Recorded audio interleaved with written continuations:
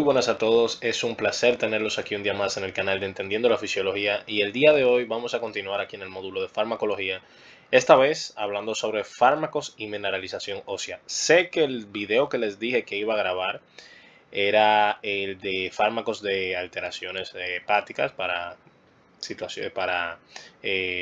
situaciones patológicas que afectan el hígado, pero quise hacerles este primero que se relaciona realmente ya con un tema que vimos en el canal, que en el apartado de fisiopatología vimos una de las muchas alteraciones que existen a nivel óseo, que es la osteoporosis. Entonces, entiendo que se van a familiarizar un poco más con estos conceptos que con lo de la parte hepática y prefiero más bien en el apartado de fisiopatología o en el de microbiología a hablar un poco sobre lo que son esas afectaciones hepáticas específicas y el fármaco a tratar con el que se tratarían dichas situaciones para la afectación hepática en concreto. Entonces, vamos a empezar. Este viene siendo el video del día de hoy y la bibliografía es de Rand y Dale Farmacología en su 10ª edición. Entonces, vamos a recordar unos cuantos conceptos, porque aquí va a ser muy esencial el tener pendiente el apartado del sistema endocrino que mencionamos en el canal, en donde hablamos sobre la regulación del calcio y el fósforo a nivel corporal, donde se mencionaban prácticamente todos estos conceptos que están en esta diapositiva específica,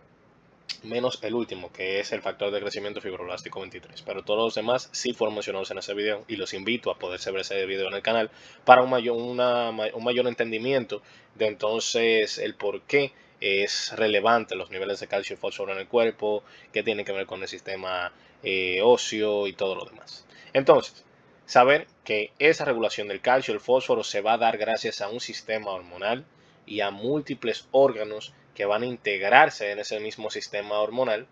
Ahí encontramos entonces el esqueleto, que va a servir como un depósito para luego poder liberar, obviamente, lo que es el calcio y fósforo.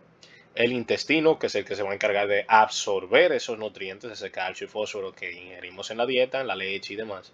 La glándula paratiroides, que su nombre indica, va a secretar la hormona paratiroidea, también conocida como PTH, que es muy esencial para aumentar los niveles de calcio en periodos hipocalcémicos. Y también tenemos entonces el riñón, que cumple múltiples funciones, no solamente se limita a una, porque este va a permitir la reabsorción de estos electrolitos, la excreción de los mismos cuando sea necesario y la activación de la vitamina D, porque es aquí donde se activa la misma, su forma conocida como calcitriol, que es la vitamina D en su forma activa. Saber que los datos numéricos de qué porcentaje de calcio tenemos en el cuerpo, sé que tenemos unos 1300 gramos y de esos 1300 gramos el 99% se encuentra en los huesos en forma de cristales de hidroxiapatita. Ya luego el 1% de ese calcio está libre, de esos 1300 gramos está libre en el plasma, es el que puede ingresar a células y demás. Entonces el fósforo también va por el mismo camino, aproximadamente el 85% del fósforo se encuentra en el hueso también. Saber que la PTH, como ya dije, es una hormona que secretan las glándulas paratiroideas y y es liberada en momentos donde hay bajos niveles de calcio a nivel plasmático. ¿Qué función cumple la hormona paratiroidea? Varias, pero el resultado neto es aumentar el nivel de calcio plasmático. ¿Cuáles son las funciones de la hormona paratiroidea?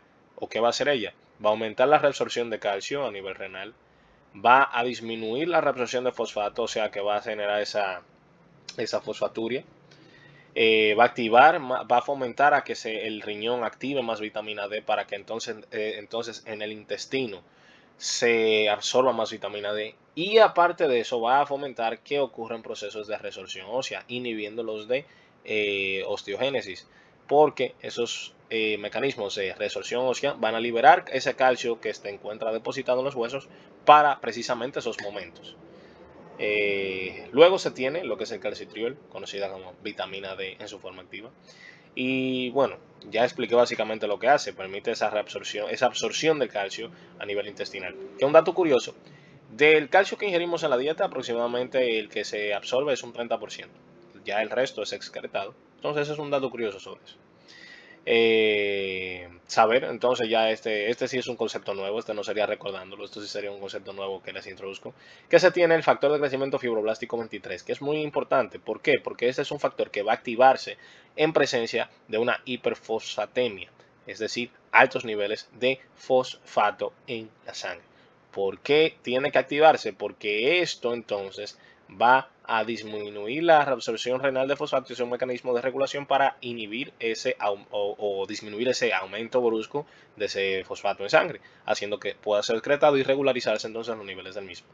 Eso lleva entonces a que, primero, disminuye la reabsorción renal de fosfato, la activación de la vitamina D, la absorción intestinal de fosfato y secreción de PTH. Entonces, vamos a saber qué son los fármacos como tal que están diseñados para el metabolismo óseo. Estos fármacos son ni nada más ni nada menos que fármacos que van a jugar con ellos a la alza o a la baja para nivelar esos niveles del mismo y así impactar de una manera positiva y con un resultado deseado hacia lo que viene siendo el sistema óseo-mioarticular, el sistema óseo principalmente. Entonces vamos a empezar hablando sobre una familia de fármacos que afectan la mineralización ósea, que ya hemos hablado, que ya de hecho esto lo mencionamos en el video de fisiopatología de osteoporosis. Vamos con los bifosfonatos, los fármacos de elección para el tratamiento de la osteoporosis. ¿Qué función van a llevar ellos a cabo? Van a inhibir la resorción ósea mediante inducir la apoptosis de los osteoclastos. ¿Y cómo lo hacen? Los bifosfonatos, que como ya se mencionó en ese video, se pueden dar de manera oral o en forma de inyecciones.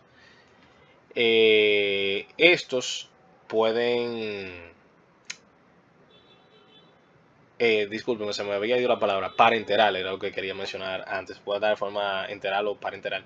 Y entonces, ¿cómo estos van a actuar? Van a incorporarse a lo que es la matriz ósea, porque estos bifosfonatos van a tener cierta afinidad por lo que es los cristales de hidroxiapatita. Una vez incorporados aquí, van a ser fagocitados por los osteoclastos que se encuentran en ese hueso, que son esas células gigantes multinucleadas que tienen un borde fruncido cuando están activados, que son los que se encargan de hacer la resorción ósea. Entonces, cuando son fagocitados, ¿qué pasa con esos bifosfonatos?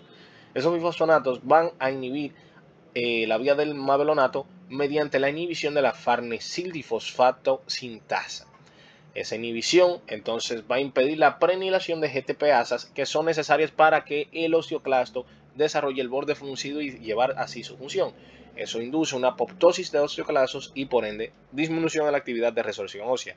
Eso entonces hace que los procesos de osteogénesis se vean más favorecidos debido a que se inhibió la resorción. Algunos ejemplos de estos fármacos está el alendronato o el soledronato. ¿Cuál es el patrón nominal de estos? Terminar en el sufijo dronato o dronato sódico. ¿Para cuáles patologías se utilizan? Ya lo conocemos, osteoporosis, pero aquí hay una nueva que no habíamos mencionado, enfermedad de Paget y metástasis óseas. Las metástasis óseas creo que sobra explicarlos, pero vamos a ver un poco sobre qué es esa enfermedad de Paget.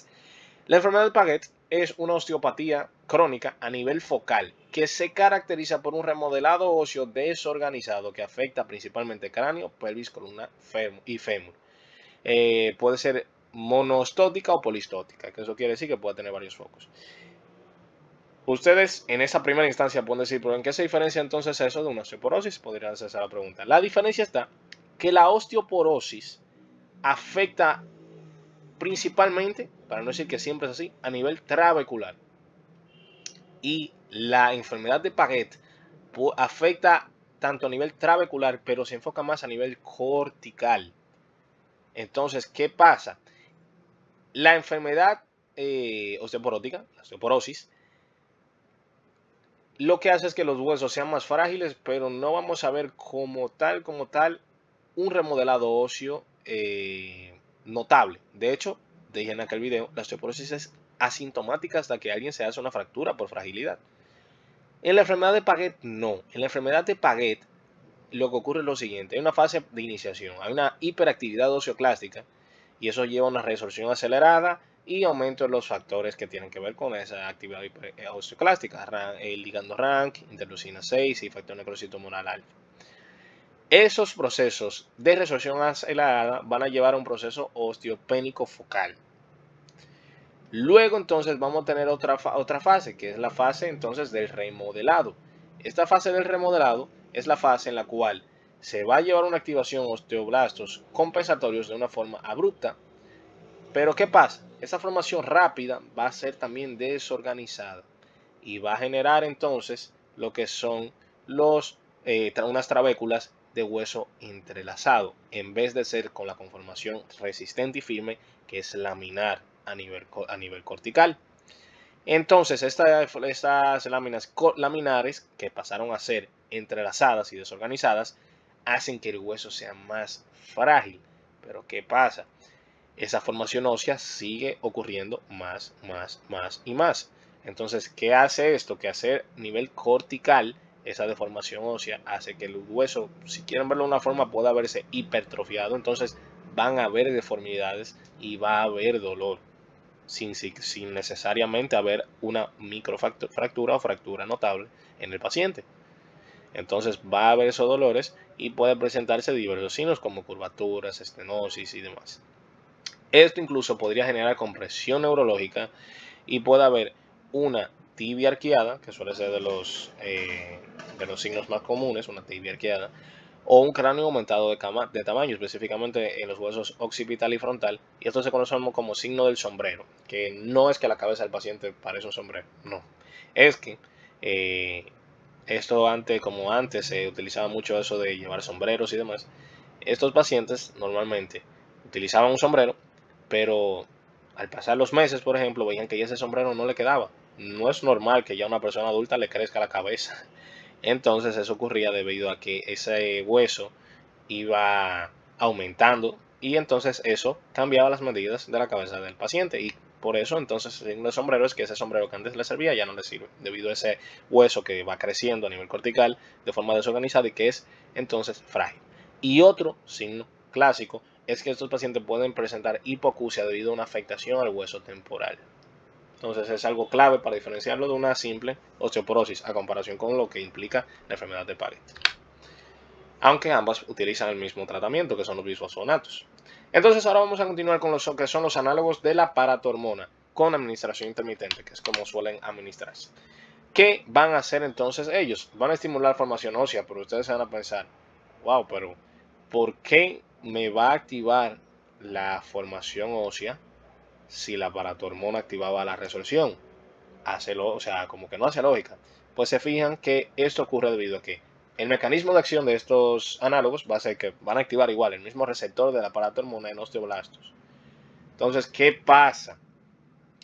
Estos van a estimular la producción de IGF-1 y esto entonces es un factor clave para la diferenciación osteoblástica y van a inducir a que procesos de remodelado óseo se den. Porque, ¿qué pasa? Fíjense que estos entonces van a utilizarse no con fines de aumentar la resorción, sino con fines de que el proceso de remodelado ocurra de una forma eficiente y correcta, que es teniendo, y por eso se da en modo intermitente, porque para tener un remodelado es necesario tener procesos de resorción y luego procesos de osteogénesis. De hecho, en el video de osteoporosis lo explicamos, que de hecho así es que se fortalecen los huesos de personas que realizan deportes de alto impacto, como levantamiento de pesas y demás, porque esa presión mecánica genera esto. Entonces, es de esa manera por la cual se dan de periodos intermitentes para fomentar resorción, osteogénesis, resorción, osteogénesis. Ejemplos de estos fármacos está la teriparatida o la avaloparatida. Y el patrón nominal es que terminan en paratida. Dentro de las patologías que pueden utilizarse, estos son utilizados principalmente en osteoporosis que ya tienen un grado severo con alto riesgo de fracturas. Ahora vamos a hablar sobre los anticuerpos antiligando RANK, que también su nombre ya deja bastante claro cuál es su función, que es inhibir la activación osteoclástica, porque el ligando RANK, si se recuerdan también de ese mismo video de osteoporosis, se mencionaba que es el ligando que va a unirse al receptor RANK de los osteoclastos para activarlos, para que pasen de ser preosteoclastos a osteoclastos maduros con el borde fruncido, que es el que realiza la resorción ósea. Entonces, este anticuerpo se va a unir al ligando RANK, ya este ligando RANK no va al sitio activo del ligando RANK, ya este ligando RANK no va a poder unirse a lo que es el receptor RANK y preosteoclastos nunca van a pasar a ser osteoclastos debido a esto. Entonces va a haber menor resorción ósea por inhibición de ellos y se fomenta mayores procesos de mineralización porque ya no van a estar presentes esos procesos de resorción constante. Dentro de los ejemplos está el denosumab y el patrón nominal es que acaban en MAB. ¿Para cuáles patologías pueden utilizarse? Osteoporosis postmenopáusica, debido a que esta osteoporosis se genera por hiperactividad osteoclástica, ya que los pacientes, las pacientes femeninas, luego de que llegan a la perimenopausia, pues ya no se tienen ese factor protector de los huesos que genera el estrógeno. Entonces, es debido a hiperactividad osteoclástica ligada a esa secreción Rankel. Entonces ya se inhiben y por eso se tratan de esta manera. Pero suelen ser terapias combinadas con estrógenos, también se pueden dar junto con vitamina D y demás. También son utilizados en pérdida ósea por cánceres. Ahora vamos a hablar sobre los anticuerpos antiesclerotina, que estos van a regular la vía WNT, que esta vía WNT mencionábamos que era la vía de las principales vías de osteogénesis que tiene el cuerpo. ¿Qué pasa con la esclerostina? Ella normalmente, la función que hace es bloquear esta vía de la WNT beta-cateína. Si se inhibe entonces la esclerostina, esa vía va a poder seguir siendo viable y entonces va a haber mayor diferenciación y actividad osteoblástica debido a que es la principal vía por la cual se sintetiza el hueso. Si no está presente la esclerostina, entonces se va a fomentar mayor formación ósea, menos resorción y va a haber un potente efecto anabólico debido a este doble efecto. Dentro de los ejemplos entra el romosozumab y también el patrón nominal es que terminan en MAP. Dentro de las patologías en las cuales son utilizadas está la osteoporosis con fracturas vertebrales recientes. Vamos a continuar entonces con los siguientes fármacos, que son la vitamina D y sus análogos, que obviamente sabiendo la función de la vitamina D, pues ya se puede suponer que van a ser estos fármacos. Estos fármacos, y me disculpo aquí que acabo de ver que el patrón nominal no lo había cambiado, es que acá el patrón nominal de estos es que acaban en Alcet. Básicamente, esto lo que hacen es que la misma función que va a fomentar la vitamina D en su forma activa, el calcitriol, va a unirse a su receptor a nivel intestinal, que es el del receptor VDR, bueno, en hueso y riñón, perdón, van a unirse a esto. Y eso entonces va a fomentar mayor expresión de canales calcio y transportador de fosfato. A nivel intestinal entonces van a llevar esa absorción mantenida, como si fuera la misma vitamina D. Y en el hueso va a modular la expresión de los ligandos de Rankel y la osteoprotegerina, sabiendo que la vitamina D tiene que ver más con los procesos de almacenaje, entonces no contando con los procesos de resorción. Entonces va a haber una mayor mineralización ósea si hay suficiente sustrato para esto. Si se llega a unos niveles adecuados de ese calcio en sangre, pues ese calcio adicional va a ser almacenado. ¿Para cuáles patologías es utilizado esto? Por la osteomalacia, que se mencionó también en ese video pasado, la diferencia que tiene de la osteoporosis, que la osteomalacia más bien es una deficiencia en procesos de mineralización y la osteoporosis no es afectación a la mineralización, porque en la osteoporosis la mineralización ósea está perfecta. Lo que pasa en la osteoporosis es que la densidad ósea está disminuida, pero el hueso está bien mineralizado, lo que no es denso. En la osteomalacia, el hueso tiene una densidad normal, pero no está bien mineralizado y hace que los huesos sean ciertamente flexibles, parcialmente flexibles y la osteomalacia duele, la osteoporosis no. También se aplican en hipocalcemias, como podría ser evidente, y en hipoparatiroidismo, debido a que la PTH pues, no va a estar presente y se necesita un estímulo por el cual se fomente el aumentar esos niveles de calcio. Y ahí venimos luego con los calcimiméticos. Los calcimiméticos van a llevar entonces otra función. Estos van a inhibir la secreción de PTH.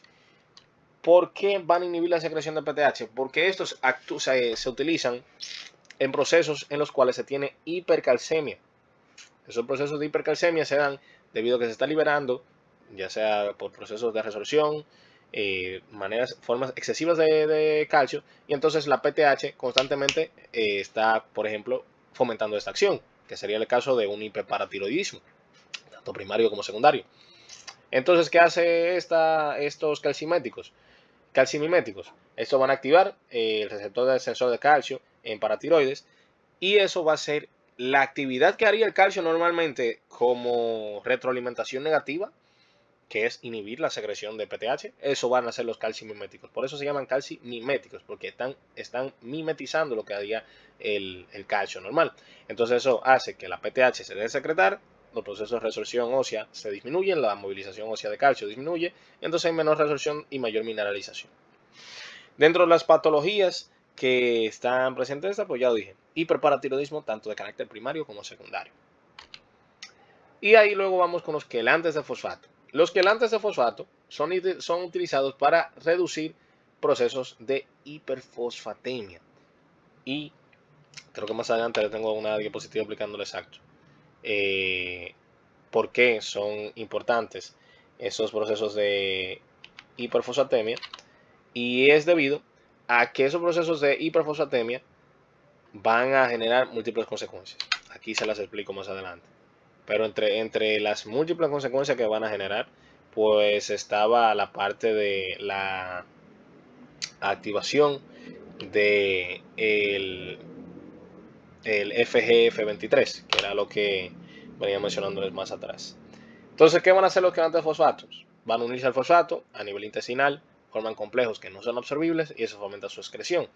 Va a disminuir la absorción de ese fosfato, se reduce la hiperfosfatemia y se inhibe la mineralización por exceso de fosfato reducida. Entonces sí. Importante saber que por qué entonces ese fosfato va a inhibir los procesos de mineralización, porque eso es lo que él va a hacer y por eso es que es importante reducirlos. Lo va a hacer por varias vías. En primer lugar, el fosfato en exceso va a unirse al calcio y forma complejos de fosfato de calcio amorfo, que no es aprovechable.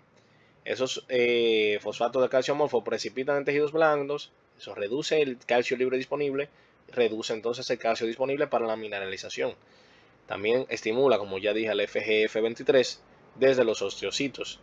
Esta FGF23 inhibe la 1-alfa hidroxilasa renal, eso genera menos calcitriol, menos reabsorción intestinal de calcio y de fósforo. Y también va a estimular que se activen proteínas inhibidoras, osteopontina, matrix G protein y fetuina. Eso debido a procesos de nucleación y crecimiento de cristales de hidroxiapatita. O sea, eso es lo que inhiben estas proteínas inhibidoras, van a llevar a inhibición de esa nucleación y crecimiento de cristales de hidroxiapatita, que son los esenciales para la mineralización ósea, que es lo que está esencialmente formado el hueso. Luego vamos con los últimos dos, los glucocorticoides. Los glucocorticoides entonces van a actuar fomentando la actividad osteoclástica, es decir, inhiben la formación ósea, porque promueven un aumento de la vida media de los osteoclastos, disminuyen la absorción de calcio, aumentan la excreción del mismo también y también generan menor cantidad de gonadotropinas, eso equivale a menor cantidad de estrógenos y testosterona y eso aumenta la pérdida ósea, porque es importante saber que también en el módulo de endocrino lo dijimos que esas hormonas gonadales generan protección a nivel óseo, mucho más los estrógenos. Dentro de ellos están la prednisona y la dexametasona, acaban en zona o solona. Y las patologías en las cuales se utilizan normalmente en patologías autoinmunes, pero a raíz de ese uso excesivo puede generar osteoporosis secundaria a los mismos. Y luego vamos con los anticonvulsivos. Sí, esos fármacos también tienen acción perjudicial en los huesos, porque estos dos últimos es que generan acciones perjudiciales a los huesos, que no lo menciono. Los anticonvulsivos tienen la característica de que pueden generar osteomalacia. ¿Por qué? Por deficiencia de vitamina D, porque entonces impiden esa disponibilidad de calcio debido a esa disminución en cantidad de vitamina D disponible en los pacientes. ¿Por qué? Porque son inductores enzimáticos de la actividad de las enzimas del complejo del citocromo P450 y entonces esas enzimas son las que metabolizan la vitamina D. Entonces ese aumento hace que el calcitriol, la vida media, sea reducida. Ese calcitriol entonces ya no va a poder entrar tanto calcio y entonces va a impedir que haya suficiente calcio y fósforo a nivel corporal. Eso hace que, aparte de todo, vaya a haber procesos hipocalcémicos, se va a secretar PTH, eso también va a fomentar procesos de resorción, pero la parte de la mineralización se va a ver muy afectada porque no va a haber suficiente calcio para poder tenerlo. Entonces ese calcio va a impedir que se mineralice el hueso porque va a haber ese déficit y entonces genera lo que es la osteomalacia, que incluso podría decantar y llegar a ser una osteoporosis por esa secreción secundaria de PTH que podría ser alta. Dentro de los fármacos está la fenitoína o el fenobarbital y el patrón nominal que acaba en toína o barbital. Entonces, eso fue todo por la clase de hoy. En la próxima nos vemos hablando sobre, como tal aquí puse AINES, pero realmente va a ser antiinflamatorios en general, donde se incluyen los AINES. Así que nada, nos vemos en la próxima clase y espero que hayan aprendido mucho.